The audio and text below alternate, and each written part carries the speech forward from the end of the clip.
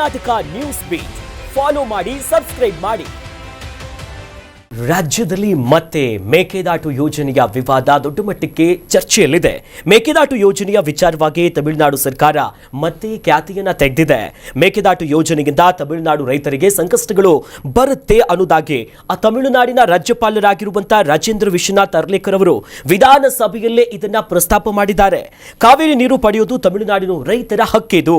ಸರ್ಕಾರ ಯೋಜನೆಯನ್ನ ತಡೆಯಲು ಕಾನೂನು ಹೋರಾಟವನ್ನ ಮಾಡಬೇಕು ಅಂತ ಸ್ವತಃ ಗವರ್ನರೇ ಇವತ್ತು ಉಲ್ಲೇಖಿಸಿದ್ದಾರೆ.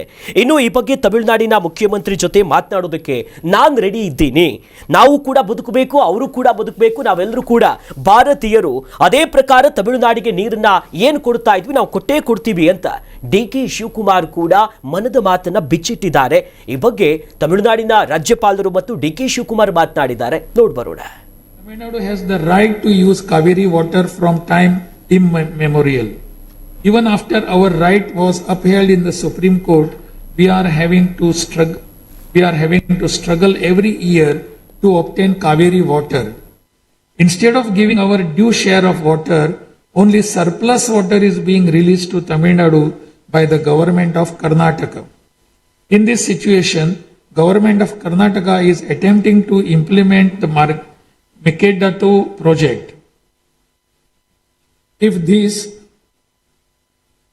If this project is implemented, agricultural production as well as farmers' livelihood will be severely affected. This government is taking necessary legal measures to halt this and to get water for Tamil Nadu at the right time. ನಾನು ಖಂಡಿತ ಯಾವಾಗ ಬೇಕಾದ್ರೂ ಅವ್ರ ಜೊತೆ ಕೂತ್ಕೊಂಡು ಮಾತಾಡೋಕ್ಕೆ ಸಿದ್ಧ ಇದ್ದೀನಿ. ನನಗೆ ಯಾವ ತಕರಾರಿಲ್ಲ. ತಮಿಳುನಾಡು ಇರ್ಬೋದು, ಕರ್ನಾಟಕ ಇರ್ಬೋದು, ನಾವೆಲ್ಲ ಭಾರತೀಯರು. ಒಂದೇ ನದಿ, ಒಂದೇ ನೀರು ಕುಡಿಬೇಕಾದವರು. ಕಾವೇರಿ ನೀರು ವ್ಯವಸಾಯಕ್ಕೂ ಬೇಕು, ಕುಡಿಯೋ ನೀರಿಗೂ ಬೇಕು, ಪ್ರಾಣಿ ಪಕ್ಷಿಗೂ ಬೇಕು, ಎಲ್ಲರಿಗೂ ಬೇಕು, ಎಲ್ಲ ಇಂಡಸ್ಟ್ರೀಸ್ಗೂ ಬೇಕು. ಸೊ ಇವತ್ತು ತಮಿಳುನಾಡಿಂದ ಎಲ್ಲ ಎಷ್ಟೋ ಜನ ಬಂದು ಇಲ್ಲಿ ವೃತ್ತಿ ಮಾಡ್ತಾ ಇದ್ದಾರೆ, ಇಲ್ಲಿಂದ ಹೋಗಿ ಅಲ್ಲಿ ವೃತ್ತಿ ಮಾಡ್ತಾ ಇದ್ದಾರೆ. ನಾವು ಅದಕ್ಕೆ ಬೇರೆ ಮಾಡೋಕ್ಕಾಗ್ತದ? ನಮಗೆ ಇಷ್ಟ ಇಲ್ಲ. ಈ ಪ್ರಾಜೆಕ್ಟು ತಮಿಳುನಾಡವ್ರಿಗೆ ಜಾಸ್ತಿ, ಕರ್ನಾಟಕದಿಂದ ಏನಪ್ಪ ಅಂದರೆ ಬ್ಯಾಲೆನ್ಸಿಂಗ್ ರಿಸರ್ವ್ ಮಾಡೋದ್ರಿಂದ ಏನು ಕಷ್ಟ ಕಾಲದಲ್ಲಿ ಅವ್ರಿಗೆ ನೀರನ್ನು ಏನು ನಾವು ಕಂಪಲ್ಸರಿ ಕೊಡಬೇಕು, 177 TMC ನೀರು ಕೊಡಬೇಕು, ಆ ನೀರನ್ನು ಅವ್ರಿಗೆ ಕೊಡ್ತೀವಿ. ಇಲ್ಲಿ ಏನಪ್ಪ ಅಂದರೆ ನಮ್ಮ ಮಂಡ್ಯ, ಈ ಕಡೆ ಹಾಸನ, ಈ ಕಡೆ ಬೇರೆ ಏನು ನಮ್ಮ ಜಿಲ್ಲೆಗಳಿದೆ, ಚಾಮರಾಜನಗರ, ಆ ಜಿಲ್ಲೆಗಳಿಗೆ, ತುಮಕೂರು ಜಿಲ್ಲೆ, ಆ ಜಿಲ್ಲೆಗಳಿಗೆ ಇಲ್ಲಿ ಸ್ಟೋರ್ ಮಾಡಿಬಿಟ್ಟು ಆ ತೊಂದರೆ ಸಂದರ್ಭದಲ್ಲಿ ನಾವು ಕೆಳಗಡೆ ಬಿಡ್ಲಿಕ್ಕೆ ಒಂದು ಅವಕಾಶ ಇದೆ. ತಮಿಳುನಾಡು, ಕರ್ನಾಟಕ ಎರಡೂ ರಾಜ್ಯದಲ್ಲೂ ಕೂಡ ಹೊಸ ಮುಖ್ಯಮಂತ್ರಿಗಳು. ಆದರೆ ವಿಚಾರ ಮಾತ್ರ ಹಳೇದು. ಅಂದ್ರೆ ಒಂದು ತಾರ್ಕಿಕ ಅಂತ್ಯಕ್ಕೆ ತೆಗೆದುಕೊಳ್ಳೋಕೆ ಆಗುತ್ತಾ? ಸದ್ಯ ರಾಜ್ಯ ಸರ್ಕಾರ ಇರೋ ವೇಗದಲ್ಲಿ ಈ ಬಾರಿ ಆದರೂ ಕೂಡ ಒಂದು ಅಂತಿಮ ಮುದ್ರೆ ಆಗುತ್ತಾ ಅಂತ ಸರಿ ಹೋರಾಟ?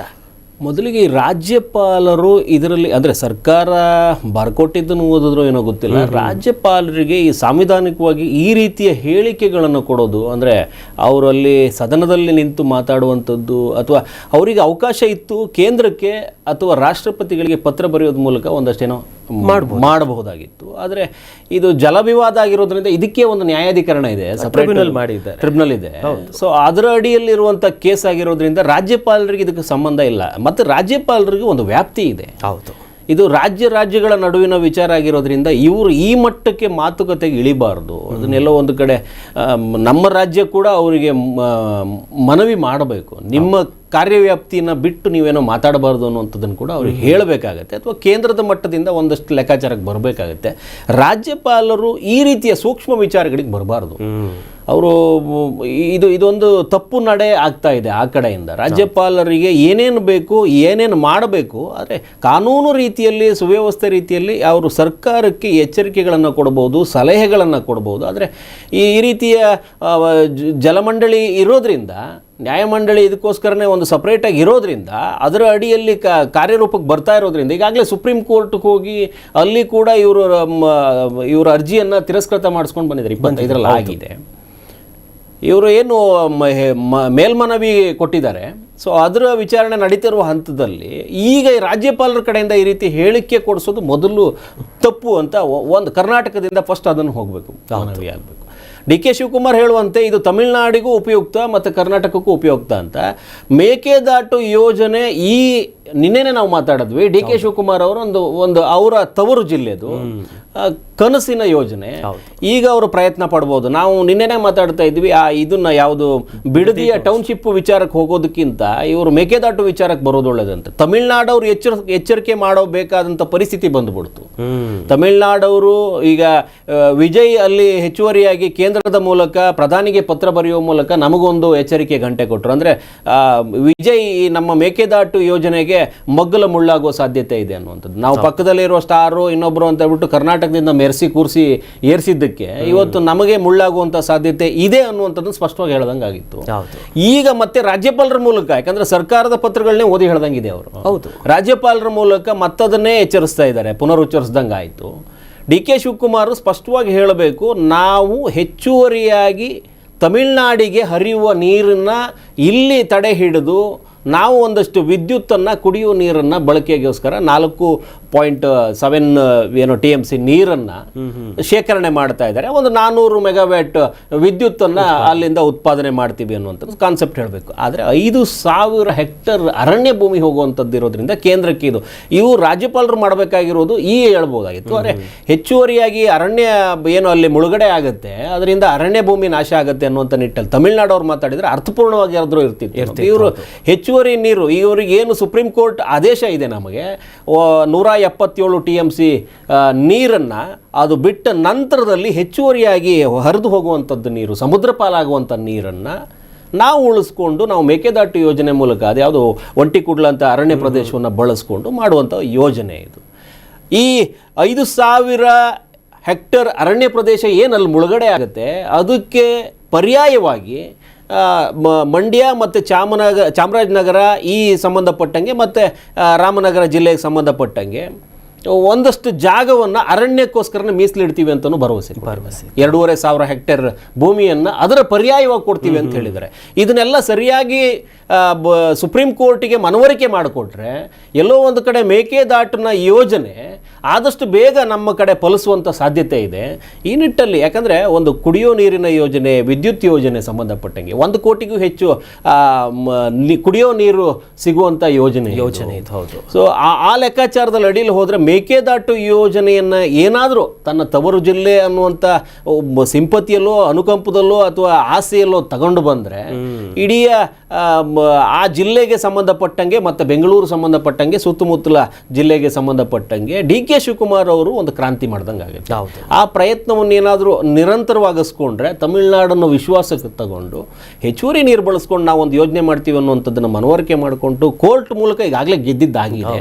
ಒಂದು ಸಣ್ಣ ಪ್ರಮಾಣದ ಪ್ರೋಸೆಸ್ ನಡೆಯುವ ಹಂತದಲ್ಲಿದೆ. ಅರಣ್ಯ ವಿಚಾರದಲ್ಲಿ ಮಾತ್ರ ಕೇಂದ್ರದ ಒತ್ತಡ ಅಥವಾ ಕೇಂದ್ರದ ಅರ್ಜಿ ಏನಾದರೂ ಬರದೇ ಇರೋ ರೀತಿ ನೋಡಿಕೊಂಡು ಏನಾದರೂ ಮಾಡಿದ್ರೆ ಈ ಯೋಜನೆ ಒಂದು ಫಲಪ್ರದ ಆಗಬಹುದು ಅಂತ ಅನಿಸ್ತಾ ಇದೆ. ಅಂದ್ರೆ ಸರ್, ಒಂದು ಸಹಜವಾಗಿ ಅನ್ಸೋದು, ಈಗ ಅಧಿವೇಶನದ ಆರಂಭದಲ್ಲಿ ರಾಜ್ಯಪಾಲರು ಏನು ಓದ್ತಾರೆ, ಸರ್ಕಾರ ಬರ್ಕೊಟ್ಟಿರೋದು ಓದೋದು ಅನ್ನೋದು ಗೊತ್ತೇ ಇರುವಂತದ್ದು. ಆದ್ರೆ ತಮಿಳುನಾಡಲ್ಲಿ ಸ್ಟಾಲಿನ್ ವಿಪಕ್ಷಗಳು ಕೂಡ ಸಾಥ್ ಕೊಟ್ಟು ಕೈ ಕೊಟ್ಟಿದ್ದಕ್ಕೆ ಅಂದ್ರೆ ಕೇವಲ ಕ್ರೆಡಿಟ್ಗೋಸ್ಕರ ಸುಮ್ಮನಿದಾರ ಅಂತ ಆ ರೀತಿಯಾದಂಥ ಬೆಂಬಲ ಸಿಗ್ತಾ ಇಲ್ಲ. ಖಂಡಿತವಾಗ್ಲು ಏನಾಗುತ್ತೆ, ಕೇಂದ್ರದಲ್ಲಿ ಬಿಜೆಪಿ ಇದೆ, ಕಾಂಗ್ರೆಸ್ ಇದ್ದಾಗ ಈ ಯೋಜನೆ ಬಂದ್ಬಿಟ್ರೆ ರಾಜ್ಯದಲ್ಲಿ ಕಾಂಗ್ರೆಸ್ಸಿಗೆ ಒಂದು ಬುನಾದಿ ಹಾಕೊಟ್ಟಂಗಾಗುತ್ತೆ. ಅರೆ ಇದೇ ಒಂದು ವಿಚಾರ ಇಟ್ಟುಕೊಂಡೆ ಒಂದು ಅರ್ಧ ಭಾಗ ಗೆದ್ದು ಬಿಡ್ಬೋದು.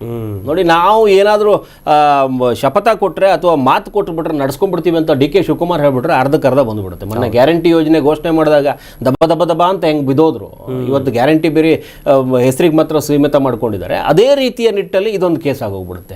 ಇದು ಕೇಂದ್ರಕ್ಕೆ ಇಷ್ಟ ಇಲ್ಲ. ನಮ್ಮ ಸರ್ಕಾರವೇ ರಾಜ್ಯದಲ್ಲಿ ಬಂದಾಗ ಏನಾದರೂ ಯೋಚನೆ ಮಾಡೋಣ ಅನ್ನುವಂಥ ನಿಟ್ಟಲ್ಲಿ ಕೇಂದ್ರ ಇರುತ್ತೆ. ಇದನ್ನು ತಲೆ ಕೆಳಗಾಗಿ ಮಾಡಬೇಕಾಗಿರೋದು ರಾಜ್ಯದ ಹಿತದೃಷ್ಟಿಯಿಂದ ಎಲ್ಲರೂ ಸೇರಿಕೊಂಡು ಈ ಒಂದು ನೀರಿನ ಯೋಜನೆಗೆ ಏನಾದರೂ ಕೈ ಇಟ್ಟರೆ ಒಂದು ಲೆಕ್ಕ ಆಗ್ಬೋದು. BJP ಸರ್ಕಾರ ಕೇಂದ್ರದಲ್ಲಿದ್ದಾಗ ರಾಜ್ಯದಲ್ಲಿ BJP ಸರ್ಕಾರ ಇತ್ತು, ಅದರ ಬಾಯಿ ಇರಲಿಲ್ವಲ್ಲ, ಅವರಿಗೆ ಇಚ್ಛಾಶಕ್ತಿಯ ಕೊರತೆ ಇತ್ತು. ಈಗ ತವರು ಜಿಲ್ಲೆ ಆಗಿರೋದ್ರಿಂದ ಡಿ ಕೆ ಶಿವಕುಮಾರ್ ಅವರಿಗೆ ಒಂದು ಲೆಕ್ಕ ಇತ್ತು. ಏನೇ ಆದ್ರೂ ಕೂಡ BJP ಸರ್ಕಾರವೇ ಮಾಡಿದ್ರು ಅದು ಕ್ರೆಡಿಟ್ ಹೋಗೋದು ಡಿ ಕೆ ಶಿವಕುಮಾರಿಗೆ. ನೀರಿಗಾಗಿ ನಡಿಗೆ ಅಂತೆಲ್ಲ ಮಾಡಿದ್ರು. ಸೊ ಆ ಕ್ರೆಡಿಟ್ ಅಂದ್ರೆ ನಾನು ಮಾಡಿದ್ದಕ್ಕೋಸ್ಕರನೇ BJP ಸರ್ಕಾರ ಇವತ್ತು ಇಷ್ಟು ಈಸಿಯಾಗಿ ಮಾಡಂಗಾಯ್ತು ಅಂತ ಎಲ್ಲರೂ ಹೇಳ್ಬಿಡ್ತಾರೆ. ಅಂದ್ರೆ ಎಲ್ಲರಿಗೂ ಒಂಥರ ಲಾಭದ ಪ್ರಶ್ನೆ ಇದು. ಹೌದೌದು. ತನ್ನ ಸ್ವಲಾಭಕ್ಕೋಸ್ಕರ ಏನಾದರೂ ಮಾಡ್ಕೊಂಬಿಡೋಣ ಅನ್ನೋಂಥ ಲೆಕ್ಕಾಚಾರದಲ್ಲೇ ಇದನ್ನ ಇಷ್ಟೊಂದು ಕುಂಠಿತ ಮಾಡಿ ಇಟ್ಕೊಂಡಿರೋದು. ಒಂದು ಆಗತ್ತೆ ಇಲ್ಲ ಆಗಲ್ಲ, ಇಷ್ಟು ಎಳ್ಕೊಂಡು ಬರುವಂಥದ್ದಿಲ್ಲ. 8ನೇ ವರ್ಷ ಇದು, 8ನೇ ವರ್ಷ ಇದು ಎಳ್ಕೊಂಬರ್ತಾ ಇರುವಂಥದ್ದು. 17ರಲ್ಲೇನೋ ಶುರು ಆಗುತ್ತೆ. ಹೌದು. ಸೊ ಇಷ್ಟರವರೆಗೂ ಎಳ್ಕೊಂಡು ಬಂದರೆ 8-9 ವರ್ಷ ಆಗುತ್ತೆ. ಎಳ್ಕೊಂಡು ಬರ್ತಾ ಇದೆ. 25ರಲ್ಲಿ ಸುಪ್ರೀಂ ಒಂದು ಹಂತಕ್ಕೆ ತಗೊಂಬಂದು ನಿಲ್ಲಿಸಿತ್ತು, ಅದನ್ನು ಕೂಡ ಮುಂದಕ್ಕೆ ತಗೊಂಡೋಗಕ್ಕಾಗ್ತಾ ಇಲ್ಲ ನಮಗೆ.